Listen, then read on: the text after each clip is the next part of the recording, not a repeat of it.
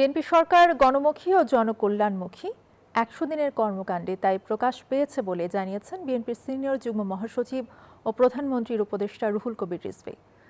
বুধবার নয়াপল্টনে বিএনপির কেন্দ্রীয় কার্যালয়ে এক সংবাদ সম্মেলনে এই কথা বলেন তিনি। প্রতিশ্রুতি বাস্তবায়নে সরকার আন্তরিক, তাই জনগণের আকাঙ্ক্ষা অনুযায়ী কাজ করছে সরকার। অপপ্রচার করে সরকারকে কালিমালিপ্ত করা যাবে না বলে রিজভী বলেন, সরকারের সব উদ্যোগকে ইতিবাচক হিসেবে গ্রহণ করেছে জনগণ।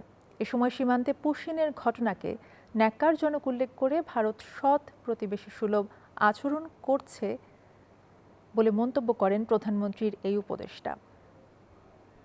Bashundhara public school and college 2026 শিক্ষাবর্ষে ভর্তি চলছে। জবাবদিহিমূলক সরকারের যে বৈশিষ্ট্য সেটা করেছে। মিডিয়ায় নিশ্চয়ই বিভিন্ন অসঙ্গতি তুলে ধরবে, তারা বিভিন্ন জায়গায় নানা ত্রুটি বিচ্যুতি হতে পারে, কেউ দলের নাম ভাঙিয়ে করতে পারে, কিন্তু সেটা দল প্রশ্রয় দিচ্ছে কিনা, এই বিএনপি সেটা প্রশ্রয় দেয়নি।